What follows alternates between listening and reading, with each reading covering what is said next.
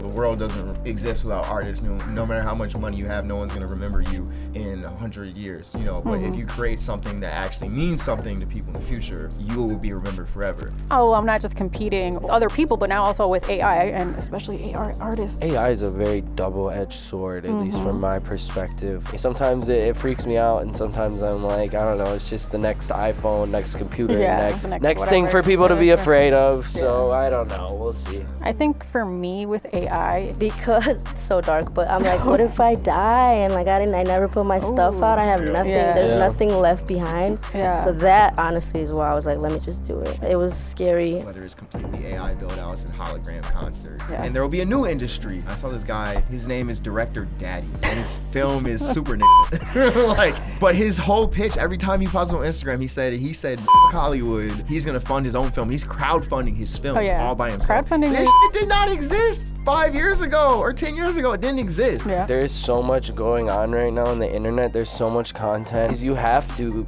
be the most creative in order to really draw that attention. And if you aren't doing that, then people lose interest. I just continue staying true to your art if you're an artist, and don't get scared. Like, I had a friend show me, he fed AI like song ideas that he had. Cool, but it was also like his version was way better. It does not hit the same at all. The industry makes you be who it wants you to be, which is why I say we exist parallel, because we do things the way we want them to be done. And if somebody else who built a machine wants it done their own way, they exist to serve themselves. That's how the machine was built. And they won't exist to serve the artist. They never will. I hate the intro. All right, we're here with the leaders of tomorrow for a very chaotic and no holds barred podcast. This is the first of maybe many, maybe none. Who knows? So we're going to start from the beginning a little bit, just get to know tomorrow, and then begin the chaos. So, Are you sure? Sure. Are you sure? Are you sure? I'm sure. Are you sure? Are you sure? I'm sure. So let's start with you, Walt. Are you sure about tomorrow? Are you sure? Are you sure? You want to start? Sure? Tell us how tomorrow started. Yeah, nah, for real. Are you sure? Are you sure? Are you sure? Are you sure? Does anyone know the origin of that? Am I just out here just spouting memes and no one knows where they come from? People might know. People will know. If not, you should edit it in.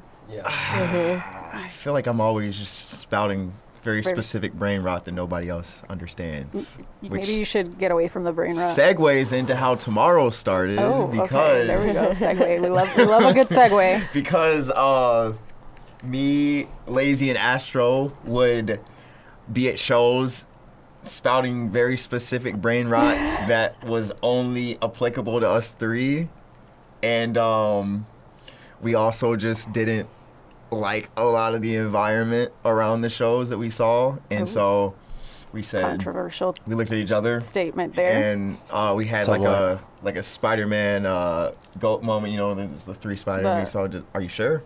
And then none of us were sure, so we said, just to be sure, we should start tomorrow and do our own thing, because this right here isn't it. We're like, this is the thing. Can you say the specific show? The specific show? Dude. I mean, there wasn't really like one specific show necessarily. It was more of a situation where like the three of us all, were coming up in the underground scene, kind of trying to get started and gain a foothold to get some motion.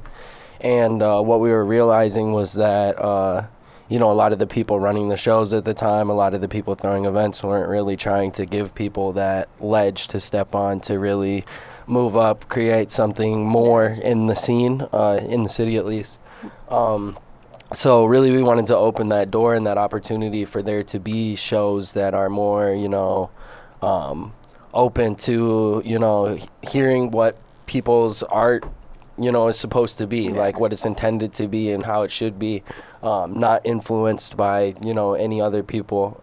And also just for us to be able to create a community of artists that, want to work with each other to grow, to learn, to, just become bigger, better artists and grow with tomorrow as we grow.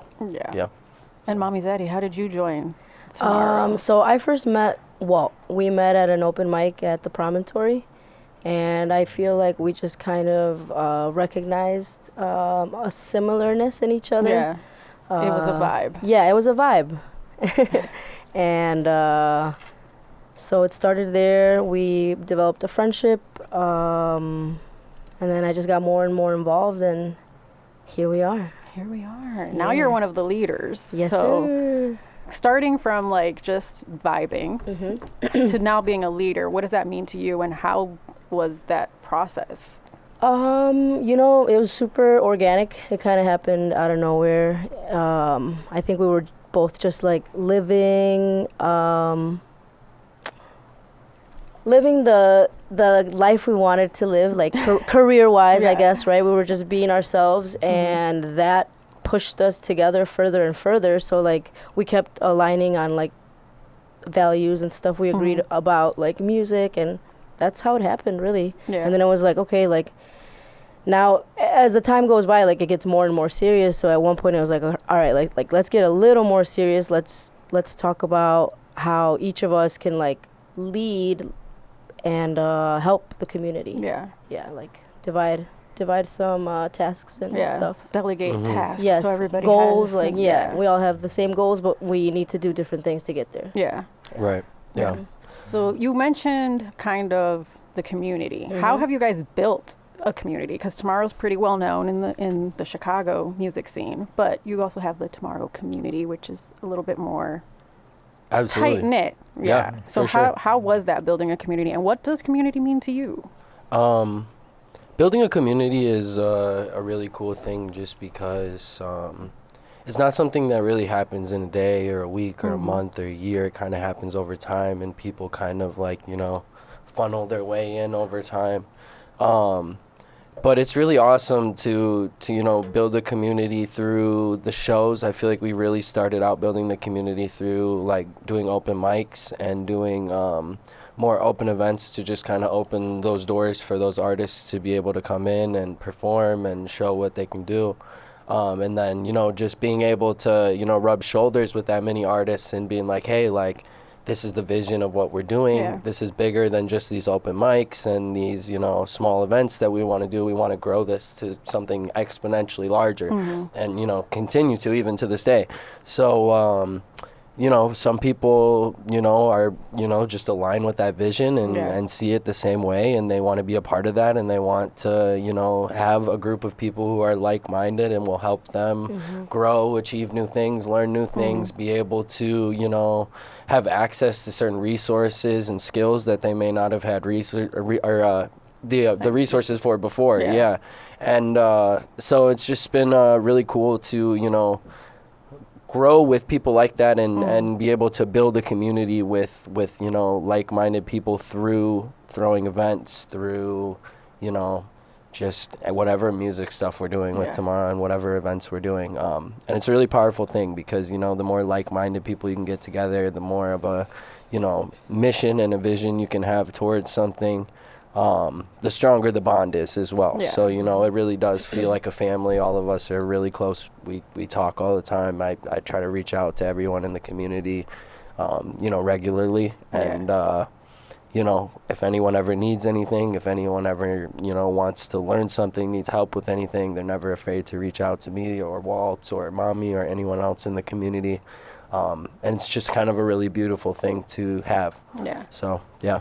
So speaking of reaching out and community resources, you guys recently started like mental health, I guess, like advocacy kind of group. So tell me a little bit about like what inspired that and how you can be, you know, how you can be part of it and what, you know, so far the success, because I think you guys have had a couple of sessions already. So Yeah, definitely. How's that been? 2.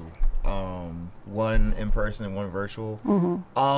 So that actually comes back to the question you just asked about community, about what does community mean, and dramatic glasses. Walt is revealed. So the community for me kind of is an extension of, you know, my mission, Astro's mission, Mommy's mission.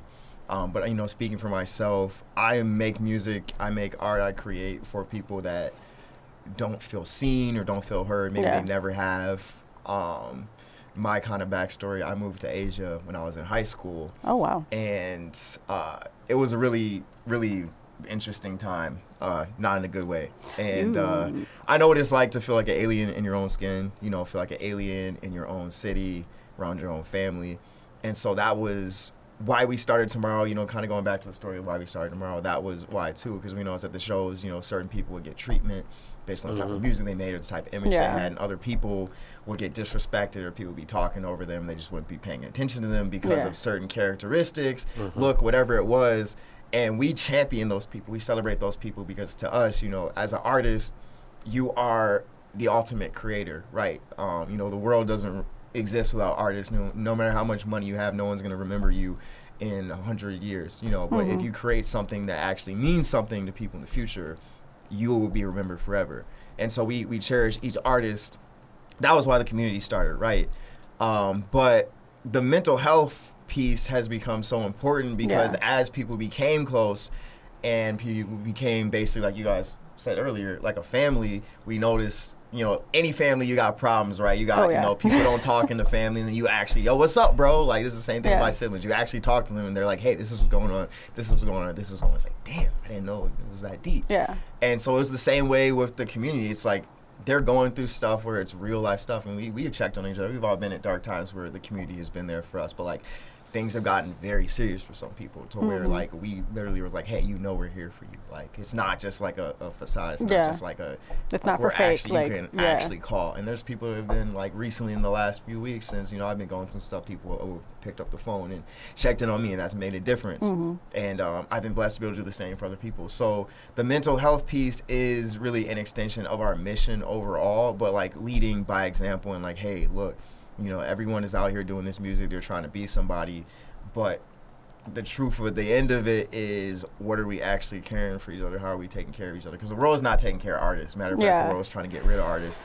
And we're saying no to that, and we're taking back what's ours. But it starts with being able to be healthy and be able to function, stand on our own 2 feet. Because we can't take care of ourselves. You know, we can't take care of our mission. So that's the main purpose, is making sure everyone has the resources they need and actually really caring. So. So what are those resources, and how can Tomorrow members and others really take advantage of the resources that you have? Right now we have in-person meetings the first and third Monday of every month. Yes. Correct? Yeah. Yep. In person. Yep. And so that's at 2112, also known as Fort Knox Studios. And you just have to come. We start at 7, so just show up a little bit earlier. We have a sign-in sheet. And that's it. We have some rules that we go over. You know, it's a judgment-free zone. Everything that we discuss stays there. Yeah.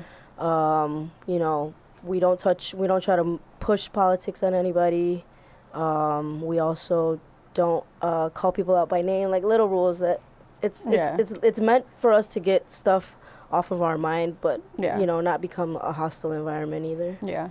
Would there be a situation or a time where you would bring in like mental health experts and stuff like that to lead these groups? I think that would be really cool. Yeah. If we could find the resources who would be willing, we definitely would. Yeah, it's more of like knowing who we could connect with. You know, so anybody out there who has those resources, please reach out to Tomorrow. Yes, we would love help always. Yeah. Do you guys have activities or special things that you guys are doing during these sessions, or is it just like, hey, we're just talking and kind of getting things out? Yeah, it's mostly just like an open circle space for people to kind of just let things out. And the thing that makes it really powerful is that, like, you know, someone might say something, an experience or something that they went through, and then that might inspire someone else to be able to speak up about something that they went through that was similar or made them feel a similar way, when maybe they were too afraid to talk about that before, or it seemed too daunting to them to bring up. So it's just an open circle that can hopefully, you know, inspire people to you know, let go, feel the things they need to feel, and understand that they have a community of people who feel the same at times and are, you know, there for them.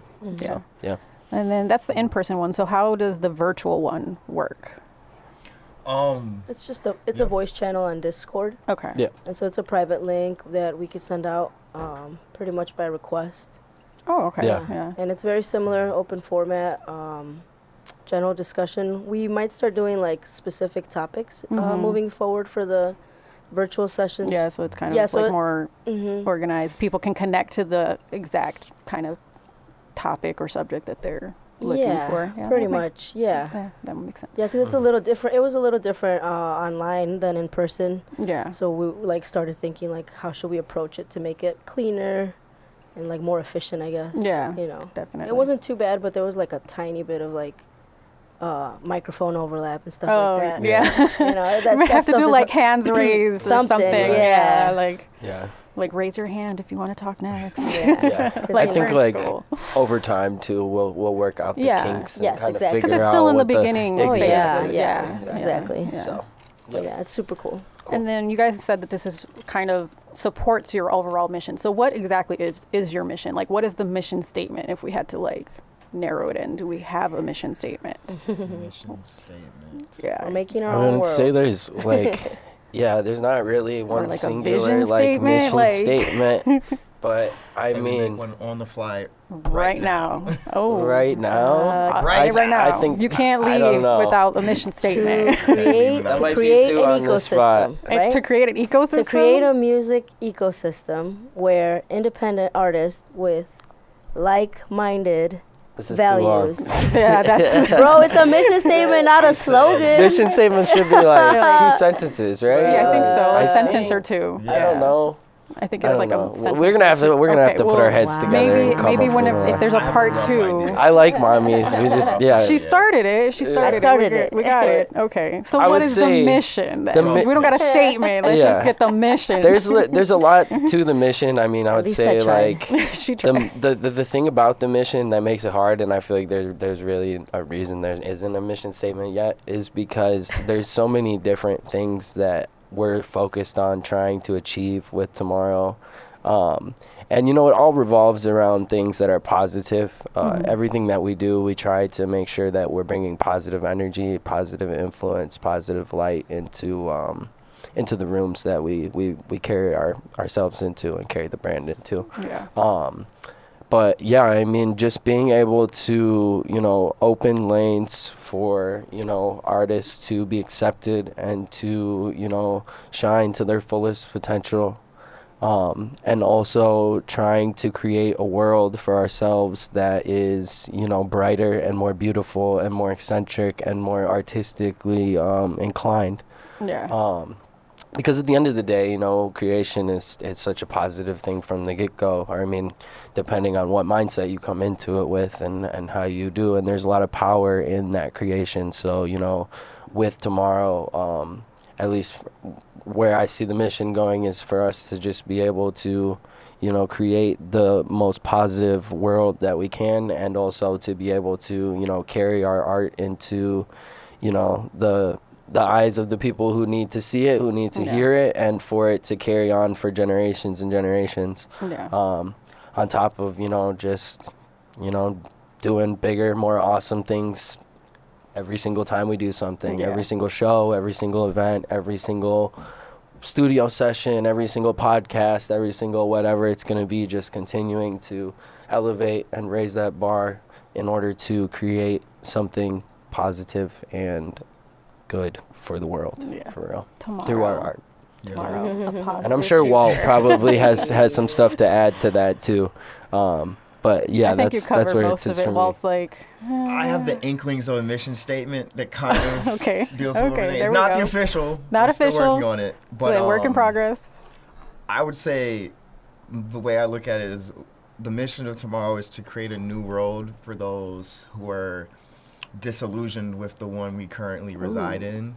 And that's not just artists, that's everyone. Yeah. Because everyone is born an artist. That's dope. Just it gets beaten out of you. By Literally. the 'Cause world the of people world is that not aren't welcoming, creative and yeah. they don't have those talents, and so they're jealous and they, Yeah. But of course, at the end of the day, not everyone can be an artist professionally, but everyone Yeah. has artistic tendencies, Yes. right? And so art can be an escape too for trauma. But I mean, the mission overall, to add on to what Astro said, it goes beyond just music, right? Because we have artists that are not just music. We got painters and photographers, videographers, and we'll continue to add more artists as well, but we also have community members who just love the music, who love the art, who are touched by it. We had shout out to B Serpa. B Serpa Chronicles show was a beautiful show, and we had people coming up to us afterwards like, hey, you know, like that song really touched me. It made me think about my grandma or this or that. You know, people they lost, or it's like these are people that, you know, don't work artistic jobs, don't really do art, but they connect with the message we're putting forward.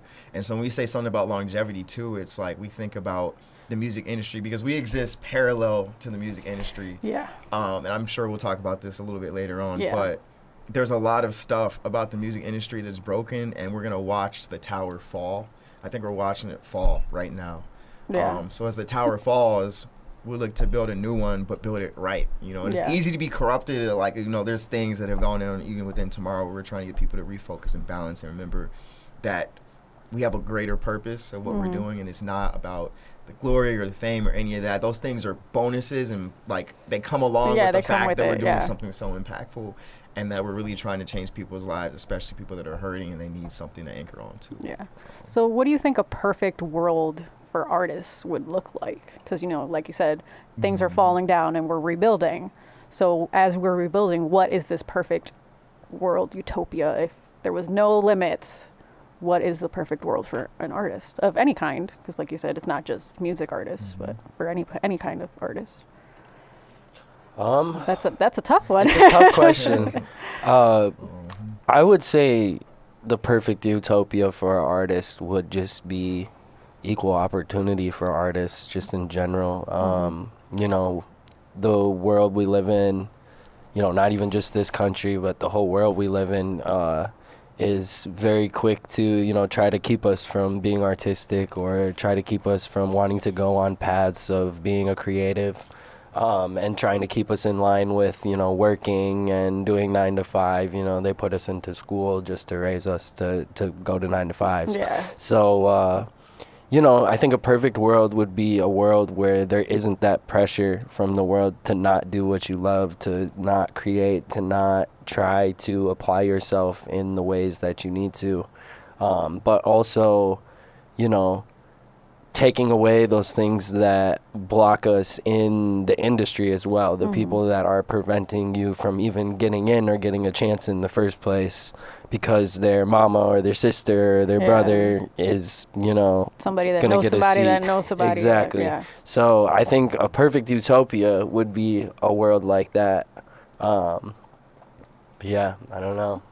It's hard to say. It's a good answer. I like that. Yeah. Okay. So now that we talked about the perfect utopia for artists, let's talk about all the things we don't like in the community. I was going to add on. Oh, okay, add on, sorry. No, my bad. I just... Go for it. Go for it.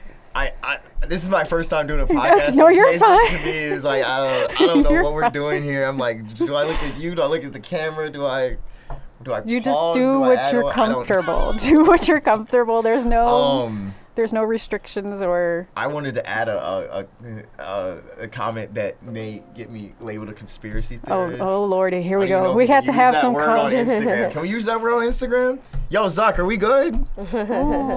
I don't know if we're good. You know, I'll call him after. Okay, yeah. What was it Kanye said back then? Yo, Zuck, call me. Call me. No, but I think when it comes to all artists, right, and all humans in general, everything's a reflection of what's on the inside. So what you create is your own treasure, right? Like all artists are creating their own treasures, and even if somebody else doesn't think it's good, it's still like a child, a spirit, an art child. And so that thing should be valued. And so I think with social media and all this stuff, it's easy for people to get discouraged in what they're creating. So a perfect world for artists would be where you don't look at this black mirror and allow that to discourage you from the fact that you created something that has meaning.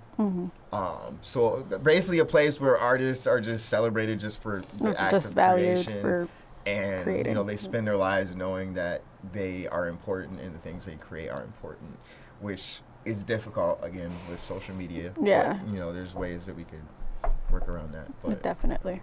Okay. Anything else we got on this topic? Because Mommy Zaddy's the only one who hasn't given us her euphoria. There was something you said that made me think of something else. I have to edit all my pauses. Are you sure? Are you sure? Are you sure? Are you sure? Are you sure? Are you sure? That's why we got the Jordan highlights. Hey. Oh, there we go. Let's look at Jordan for a second. Let's look at Jordan for a second. Jordan doesn't look sure either. Jordan was always sure. Don't. Hey, are you sure? He was definitely Are you sure. sure? Yes. I don't know if he was sure. I'm not sure. I'm not sure if he was sure, but I'm pretty sure that he was sure. I don't know if he was sure. You said something about like you not being these are not your words, but like not worrying about the numbers, right? As an artist, like you were saying, like Yes. it'd be Kind of cool in to that not realm. worry about the Yeah. numbers. Yeah. That just it made me think of when I actually finally got brave enough to release my music. The thought that I had was, the liberating thought was, nobody's even gonna listen to this. And so I really, really dropped it just for myself, like, and that felt good. So Yeah. I don't know. That just reminded me of that sentiment, I guess. Yeah. And we could touch base on that a little bit more.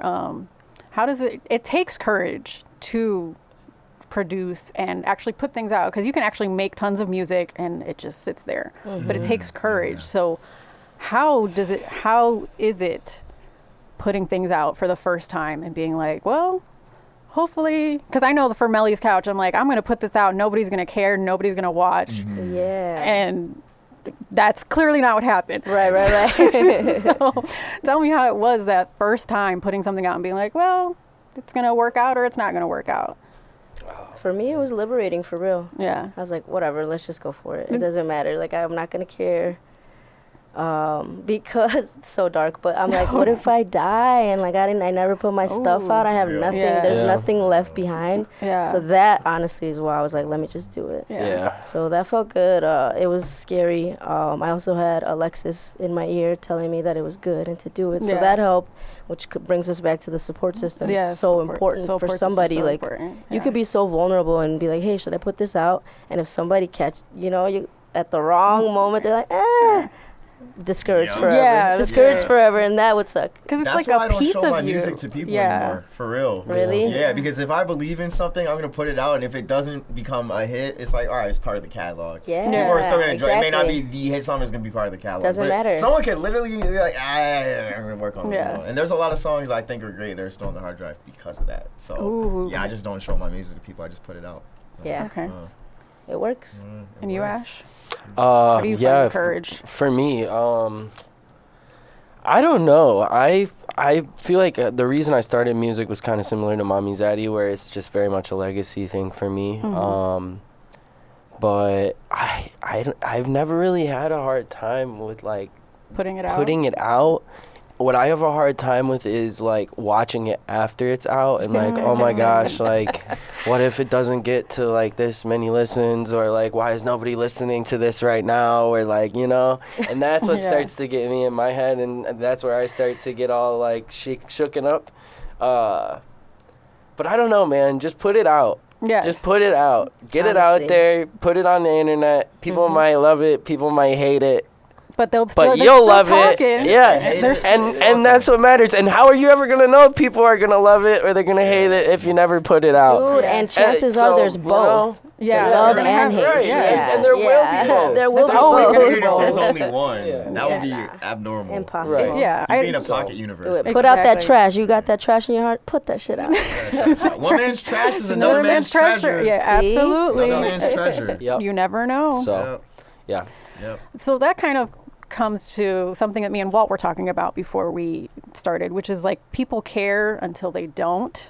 It's like people that watch, and I think it I the said other way I think I around? said that backwards. It's the other way around. People don't care until they do, maybe. Yes. Or maybe that's I'm pretty sure that's what it is. People don't care. because like till they just make 'em watch, care, so- like they just watch and they never say anything, and then until you do something major. Can I take this moment to quick interruption? Make sure Yes. you register your sound royalties. If you're an artist, Oh, register yes, your very sound important. royalties. Get your your PRO today. Yeah. Yeah. Not sponsored. I'm not sponsored. I mean, there's only like what 3-4 PROs. You don't have a choice. It's a monopoly. But anyway, anyways. back to the real. Yeah, to that quote. Yeah, so like the people continue to watch on social media. They won't say anything. They won't give you any type of feedback, good or bad. And then all of a sudden they're your biggest fan. So have you guys dealt with that, and how have you dealt with that? I'm looking at Walt because we were having this conversation, so that's where that topic came from. I think we deal with it constantly because it moves in waves and Waves, phases. yeah. It's kind of hard to even quantify this. Like when I was a little bit of the question here, how do you deal with like releasing stuff? I started releasing music in high school when I was overseas, and it was really bad. So people were telling me it was really bad, and so it wasn't that bad. No, it was really bad. Oh damn! Okay. Yeah. I mean, I'm proud. Early I music's came not a very long good way. either. I came a long okay. way, but my old stuff was awful. But it was a testing ground, right? So, people cared enough to troll it. Okay, there we go. For a while. That's probably a better like. And then they stopped caring when it started to get decent. And then it was like nobody cared for a little while. And then I started Tomorrow, and then a lot of people started to care again. I think you remember around the time we first started Tomorrow, it was like everyone was like, "Oh, it's so cool," and a lot of people like wanted. Well, it was brand new. Like there was brand nothing new. like it. Yeah, and so people started to pay attention. People started to be more like, I don't even know what the term would be, but. And then things become normal. I think this year is when things became normal. It's like, oh, Tomorrow does cool stuff. And then it goes right back to people acting like they don't care, Maybe they don't care. It's I don't care if they don't care. Yeah. You know what I mean? But you get to the point where you're like, all right, it's okay, because at the end of the day, like, I make a sports reference, like, right, like, even if I'm posting and it doesn't matter what the engagement is like, I mean, I can get better, right? I'm just Jordan in the gym shooting shots before the playoffs actually start, you know what I mean? Or I'm in a regular season game, nothing to lose. Like, I know I'm making the playoffs, so I'm going to keep shooting. And then when I really start getting hot, like, it is what it is. I know who's here with me. And another thing is I feel like it's a blessing because you get to see the people that really do care. Because the people that really care are the people you want around you, too. Not everyone's going to be your fan. Not everyone's going to support you. Some people are going to hate you just because they don't like you doing well. So the people that act like they don't care, that's a blessing to be able to know the people who just watch and don't support, because you know that when something happens and when your opportunity really does come, you get a breakthrough, you can keep track of the people that really supported you, walk that path the with day you. ones. And the people that are like, oh, dude, bro, like, I've seen you, man. You've been putting in so much work, bro. I'm proud of you. And it's like, but you didn't say anything until this moment. Since when have you been? When did you start watching me? Dog, I never saw you interact with one post ever. Did you get kidnapped and someone was watching your phone the whole time and they finally let you go? Like, is there a crazy story there? Where I don't. Yeah, alien abduction. That's but it's okay again. Like I said, because you get to see. I think it was June. It was either June Tunes or. Junto's got some crazy wisdom. This man will make the goofiest on earth. And then when you're really struggling, this man will drop some like prophetic lore. I think it was Juntoons who said, you're in the path of life right now where you get to see the blessing of everything that you've been fighting for will come to you. And you're also going to have things revealed of people that don't need to be there when your blessings and opportunities come through. So that's the way I look at it. And don't let it get to me, because it can be hard to be like, man. Yeah, I think that's what we were talking about, how people watch your stories, never interact until you do something like epic. Then it's like, I've been here this whole time. No, you weren't. You were stalking my life. What do y'all think about the people that say, don't forget about me when you're famous? Oh. Or stuff, like similar comments like that. It doesn't bother me. It doesn't bother, but it's like they disappear, right? Oh, well, yeah. And then come back like 2 years later, because this is happening. Well, here's the thing, and they'll come back 2 this years later. It's like, this is one of my theories about it. I mean, I don't necessarily think this is the whole answer shebang, but like part of it is just that like there's so much going on right now on the internet. There's so much content. There's so much stuff. Like I saw this video. This artist like made a whole music video with like a flip book. Like I'm talking like a 3-minute music video with just a flip book. Like crazy illustrations. Like people like are going to their neighbors' houses and filming their music videos on their Ring doorbells and stuff now. Like people are getting very creative, and so nowadays you have to be the most creative in order to really draw that attention and draw those eyeballs. And, that goes into everything that we do too. Like, everything we're doing, we're trying to come up with something new, something more exciting, something more unique for each thing, because people need something new to keep them interested. And if you aren't doing that, then people lose interest. I think that's part of it. I don't know if that's necessarily the full reason, but I think about that all the time. So I don't know. And with social media, there's just so much, and the algorithm is constantly changing. So I know for me, like, there's a lot of people that I want to keep in contact with, but I never see their posts. Yeah. And so it's kind of hard too to stay in contact, but maybe not for a couple of years. Let's not disappear for a couple of years, Every once in a while, I'll be like, hey, I wonder how this person is doing. Let me check their IG or something, I think that might be somewhat of a solution. Well, I mean, I think the thing also hard to get caught up on social media is the fact that it only shows it to 2% of your active audience to begin with. So, you're getting a skewed reality of who is actually seeing it to be, if you're just looking at who's seeing on your Instagram, whatever. Yeah. But, even to that point when it's showing to a condensed, like, I don't want to get too much into social media theory. Let's not do that. It's going to be a yap session. Yeah. I think the one other thing that I'll touch base on that's social media related is AI and art, and how that's kind of also another competitor, I think. Yeah. Shout out to the record label that just signed the artist for $3 million. Shout out to y'all. I can't remember what record label it was, but y'all are an AI artist? An interesting bunch of people. Yeah. You really are. Wow. Big goofies. Man. Yeah, major Big goofies would be, that's being too nice That's- for them. Wow. That's the PR version. That's the PR answer. I got some comments for that one. But So now is it hard also knowing, I'm not just competing or making now it's with other people, but now also with AI, and especially AI artists. Oh my goodness, that's a lot. Yeah. How do you guys feel about it? AI is a very double-edged sword, at least from my perspective. It is really scary because, like you said, you can pretty much create anything with an AI.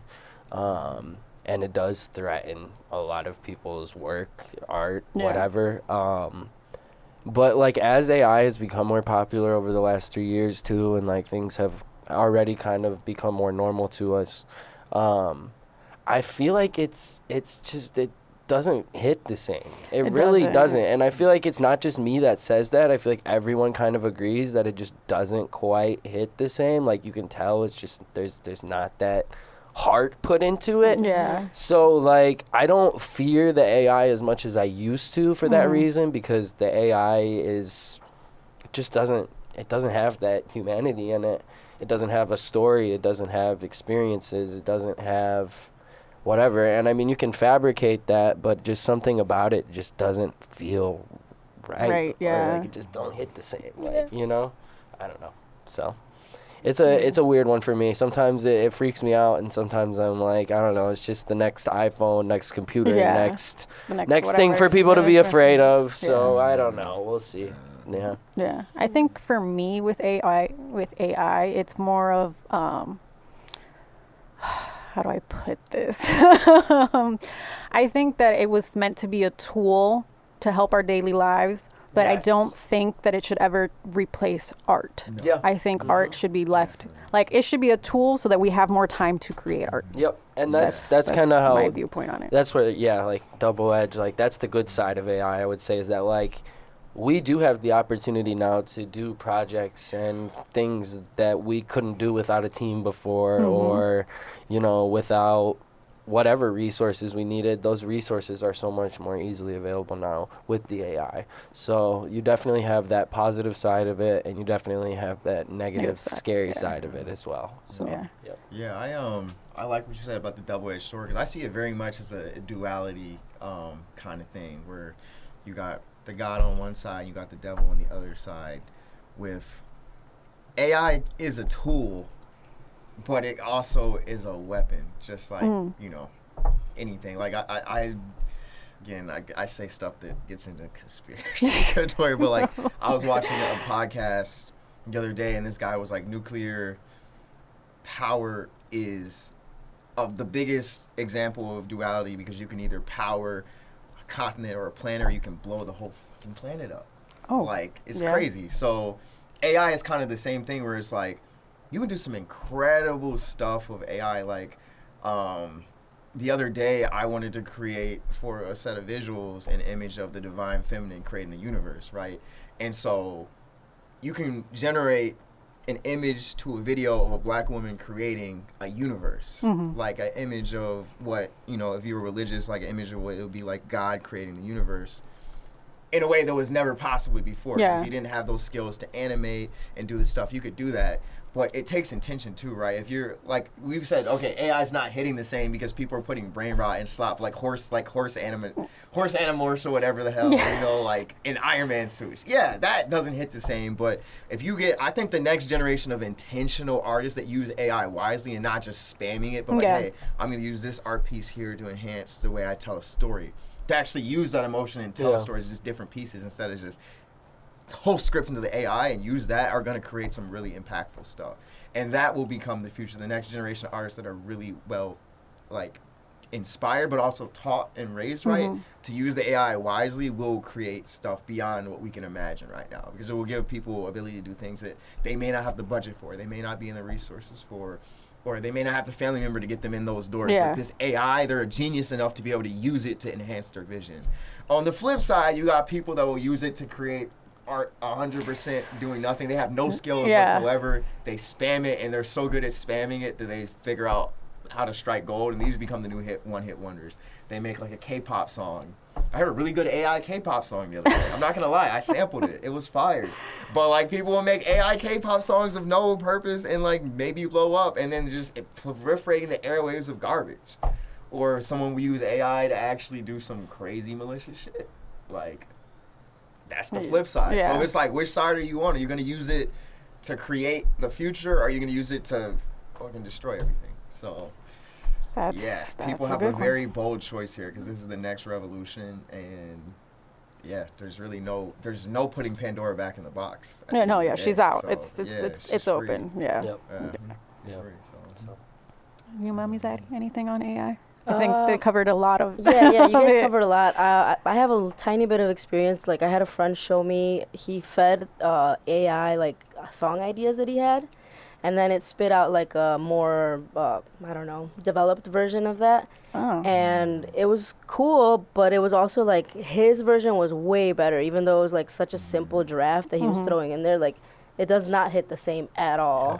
I would say, just continue staying true to your art if you're an artist, and don't get scared. Like, whatever, AI is. I also feel like with that being said too, it almost kind of like can make people second guess their own work, just their original content, their original work. Yeah, true. They might like put it into AI to say like, oh, can you polish this, clean this up, whatever, and it might not be as good, but to them, that's better. Maybe, Because, I mean, think about it, you know, I might make a song and not like it at all, but then people are like, oh, that song's so hard. Right. So, like, right. You know, the AI might also, you know, throw you off your trail a little bit if you don't, you know, I don't know. I never thought about it like that, though. It's interesting. Yeah, that's a good idea. That's a good point. And I would encourage artists to lean into learning how to use AI as a tool, because at the end of the day, like, it is here, it is not going away, and if you are a great artist, learn how to use it in ways that benefit your workflow. Even if you're not using it for the creative stuff, using it for the business side, I would say do both, and figure out ways to use it that you think are ethical and that you think are going to benefit you and other people that you inspire. And don't think like, you know, I'm gonna rebel against it, I'm not gonna use it, because, you know, it's gonna get used. And especially the fact that Gen Alpha kids are growing up and it's normalized, it will become a second language like very soon. And so learning how to prompt things that benefit your future and create things that you never had the ability to create before. Again, I keep saying ethical, because be conscious of how you're using it. Don't spam it, but learn how to use the tool as it's given, because, you know, tools create the next wave. And so I would say lean into it, but also speak out against people that use it lazily. Yes. We don't fuck with them. There's really cool stuff that I figured out through AI, actually. Like, there's the stem separator that's really easy to use, like a BPM finder. I think there's AI versions of that stuff now. And then there was one that like kind of analyzes your lyrics and the vibe of the song, which is a good starting point in my opinion if you can't figure out how to describe your music. So, and yeah, I don't know. I don't find that use of it unethical, but tell me if I'm wrong. Yeah, exactly. Let us know in the comments. Yes. Here at Your Tone thoughts. One too, there's Storm Music or is it Stream Music? I forget what it is, but they do like AI analyzation to help people's careers develop. So artists can like get like a one-stop, basically A&R, I believe that's what the service is. I gotta Stream. look into it a little bit. Stream. Okay. And their services revolve around like AI management, right? To some degree of like helping artists understand where they're at in their career. Because that's a very useful thing. If depending on how they're handling the data on the back end, I think that's very useful for artists. So there is a lot of resources that can benefit us. Yeah. Especially when we're not Nepo babies and we're just you got this uncle who is like a record label executive to get you a shot. You know what I mean? A lot of us are just picking it up by our bootstraps, and so we use whatever we have at our disposal. Yeah, definitely. So speaking of controversial, good and bad, what about? I think I asked this question earlier, and then we kind of went off on a tangent with the things that we don't like about the industry. And about I want to the start. industry. It's about to be a YAF session. Yeah. Oh yeah, for sure. Man, what I don't like about the industry, the industry just gatekeeps a lot of stuff. I mean, like, it's really crazy and unfortunate because I feel like a lot of some of the greatest, best, most well-deserving artists that I've ever, heard music from, seen, perform, whatever, won't get their flowers. And it's not because they're not putting in the work. It's not because they're not doing the things that they need to do to create great art. It's because there's so many obstacles put in the way to prevent us from getting those opportunities that you need to get the eyeballs and the ears that you need to hear and see your music to really carry it into the light that it deserves to be in. So I mean, it's obviously not impossible to get into the industry without a connection, but usually, especially nowadays, after they kind of X'd out like the whole SoundCloud thing that was going on, 2016 through like 2018, maybe you could even argue through 2020, but like they kind of find a way to kill any avenue possible for artists to gain any type of exposure independently. So like SoundCloud is my favorite example of that because so many people were coming up off of SoundCloud out in 2016, and it was so many people that a lot of the music was not even good. Let's be honest, a lot of the music was not even good. A lot of it was really good too, but like a lot of it was not good, and it was going up in numbers and going crazy. And like the reason that was happening was because it was just an independent platform for independent artists to post on, and the industry wasn't controlling it in any way. And they put a stop to that very quickly and made SoundCloud a completely different platform than it is now. It's still used the same way, but the algorithm is no way, shape, or form at all what it used to be. Because they don't want an easy way for independent artists to be able to infiltrate their business, essentially. Because that's taking away money from them. So any way that they can keep us out of there, they're going to. And then if they want us in there, typically it's going to be for them to screw you over in some way, or to try to get you to do free work for them, or to whatever it is. They don't like to pay people either unless they, have footing already in some way, shape, or form. So it's a hard battle against the industry, I guess, as an independent artist, trying to market around them and trying to, figure out what's going to work to kind of hit that quantum leap on your own without the industry. Yeah. So I know Walt has a lot to say about this. He is in a cocoon right now. Listen. I don't know if he's contemplating his answer. I'm in my chrysalis. Oh my. I'm in my chrysalis. It's actually chrysalis, right? yeah, it's chrysalis. Chrysalis. Okay, well I'm changing it to chrysalis for my next album, Chrysalis at the Tomorrow Palace. That bar. Yes. I'm gonna get trolled for that because that's not how you pronounce it. But the glasses are off, guys. The industry is a machine. It was built for a specific purpose, just like this government, this whack ass system was built for a specific purpose. Therefore, you can't really be mad at the machine. And it doesn't really make sense to be mad at the people that built it because they're long dead at the end of the day. But the way that it functions is, like Astro says, to screw people over. But it really, the whole science of them screwing people over is they're looking at it like they built this and they're going to tell people the way they do it. They're like dictators. They're tyrants. And so they control the resources and they want things to be done a certain way. And at the end of the day, any deal, there's a winner and a loser, and start looking at it from that perspective. Then you get situations like everything we've seen in the last 2 years with Diddy, Thugger, Kanye. I could go on and on. Yeah, with just there's crazy so stuff. many examples. Wayne, Kanye and Wayne were my two favorite artists growing up, and just seeing their careers and how it's changed, how they've been looked at, and how I've looked at them has been really impactful to make me redefine what I wanted out of my entire journey. The industry makes you be who it wants you to be, which is why I say we exist parallel, because we do things the way we want them to be done. And if somebody else who built a machine wants it done their own way, then whatever, but like he said, SoundCloud was a great thing until the industry put their hands on it. I think even TikTok, they have less control over it because China owns TikTok and China is not budging. But if they could have taken TikTok by force like they tried, TikTok would have been redefined completely. So it's a miracle that has survived to still be what it is, even though, of course it's got its own problems, but still. Yeah, nothing's perfect. Yeah, so the major problem with the industry is that they exist to serve themselves. That's how the machine was built. And they won't exist to serve the artists. They never will, no matter how much you try and, have unions and all this stuff and say they need better contracts. That's not what it was created for. And so the cool thing is that now everybody has the freedom to do this stuff on their own. But a lot of people still will run to the industry without being conscious of what that comes with.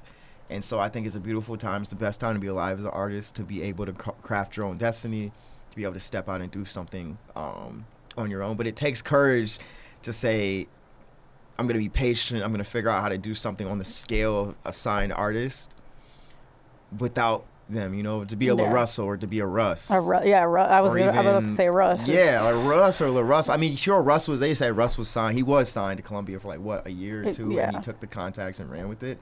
That's not easy to do, but if you want to do it, it's possible. And they're just proof that if you want to do it, it's possible. So it's a beautiful time to be alive and do your own thing and be the greatest. And be the at greatest. What you do. Yes. At what you do. Yeah. Fuck all that greatest shit. Because, not because that makes it more Michael Jordan, competitive. Because at the end of the day, music isn't sports, art isn't sports. So be the greatest that you can be, right? Because this GOAT debate, be your greatest self. I debate the rap GOAT. I'm like, Nas is the GOAT. But then it's like, well, you can make an argument for Jay being the GOAT and all this. But they're all such different artists and they bring such different things. So, yeah, I'm a bit on a tangent there. But, the tangent wasn't as long as I thought it was going to be. Like I said, it's a yap session. Thank you for coming to my yap session. Thanks for coming to my TED Talk. Mommy Zaddy, anything on the industry where it is? I feel like they covered it. Yeah, they kind of big bully with a lot of money, big bully with overshadowing everybody else, not giving hey, anybody a chance. But it's okay, we don't need it. We'll make our own. See their day. Exactly. Where do you guys see the industry in 5 years? Yeah, because bullies. We don't like bullies. No, because it's self-destructing in a way. But I had this interesting conversation with NASA. Shout out NASA Comfy Couch. We're on Melly's couch, but not on Melly's couch. Shout out NASA Comfy Couch. And he said the industry is player one. You can they're never gonna lose because they're player one. They have the controller.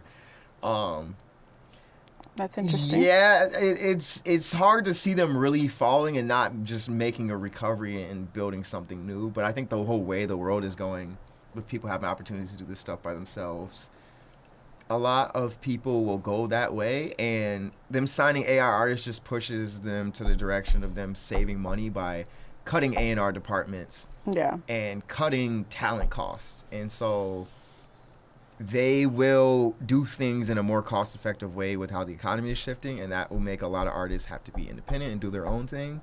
And some artists will still go take those opportunities and keep repeating that same cycle. But I don't want to say they're going to completely fall apart. I just think everything will change in how talent exists in that facet, whether it's completely AI build-outs and hologram concerts, whatever. And there will be a new industry where it may be unorganized chaos for another 20, 30 years because people are figuring out this is a brand new space where people are actually able to put their music out on the internet and put their movies out on the internet. I saw this guy, his name is Director Daddy, and his film is Super Nigga. But his whole pitch, every time he posts on Instagram, he said, fuck Hollywood. He's going to fund his own film. He's crowdfunding his film all by himself. This shit did not exist 5 years ago or 10 years ago. It didn't exist. Yeah. People are literally crowdfunding their dreams now, and it's possible. So I think that will be the future of a new industry where the old industry is people who don't have the patience or care to do that are still going to keep going and signing these record deals, So, yeah. You guys got anything on where you see the industry in 5 years? I don't know exactly where I see the industry in 5 years, but I'll tell you where I want to see the industry in 5 years. Valid. That's a good point. Kind of similar to what Walt said, basically, is just like, continuing to grow and expand opportunities for independent artists to be able to shine, more things like SoundCloud or like TikTok or just platforms for independent artists to be able to put their work out and for other people to be able to experience that work and that art, and for it not to be as controlled or the word is almost like blacklisted by the industry, I guess, in a way. Like your content, almost like they're gonna want to promote what they have, so they're trying to keep your stuff away. And I hope that in the next 5 years we can gain some kind of upper hand on that, if the industry doesn't completely lose itself on its own. So we'll see. Yeah, it would be cool to see a lot of our ideas come to fruition, and just independent artists to be able to thrive for real. Yeah. I know we're starting to run low on time. So I wanted to ask you to share with us your news about Melly's couch. Oh, okay. I mean, it wasn't about me, but it's not. It's still not about you. Not just Let's put me on the spot in the last 5 minutes. So Melly's Couch is going to be airing on Channel 25 cable television in the city for the next 13 weeks, every Tuesday at 9:30 p.m. and reruns are on Fridays at 9:30 p.m. So it'll be old episodes initially and then some newer ones as we work out all the kinks. So tune in. Yay. And shout out to Mommy Zaddy for finding that opportunity for me because I would not have known. So I took a risk because she was like, hey, this is happening. Mommy Zaddy. So we love Mommy Zaddy. Hey, the GOAT. I love you guys. So champagne pool party. I know. Rooftop. We missed it. It was yesterday. It was yesterday. Yesterday I was partying for like 8 hours. Started on a rooftop. Where the fuck was my invite? What? Bro, same. That's crazy. I was not there. Yeah. I started on a rooftop and ended up at the Moxie. So rooftop, park, pumpkin patch. I did something else. Bar. I was all over the city yesterday celebrating. It was living like you were still in Miami. Yeah, a little bit. Amazing. We were like we was out in Wynwood or something. Cool. Yeah, no, more so Hollywood. That's where I would party. Hard Rock. For sure. I loved Wynwood. Wynwood's very artsy. Wynwood is very artsy. Yeah. I like Wynwood a lot. Yeah. Cool. Shout out Melly's Couch, man. Shout out Julian Fernando too. Miami. Shout out Julio. Oh yeah. Shout out Nando, man. Yeah, out there now. But yeah, cool, man. Make sure you go tune in to Melly's Couch. Hell yeah. Thank you. Hell yeah. And tune in to this podcast. Tune in to the Tomorrow Dynasty. Is this podcast? Tomorrow Gang Dynasty, fam. fam. I don't know if we're committed yet. We don't know yet. But I had fun, so that's good. What are we? I think we'll call you. Yeah, we'll see. We'll see. Let's see. Okay, if this episode does well, we should do this again sometime. Yeah, if this episode goes well.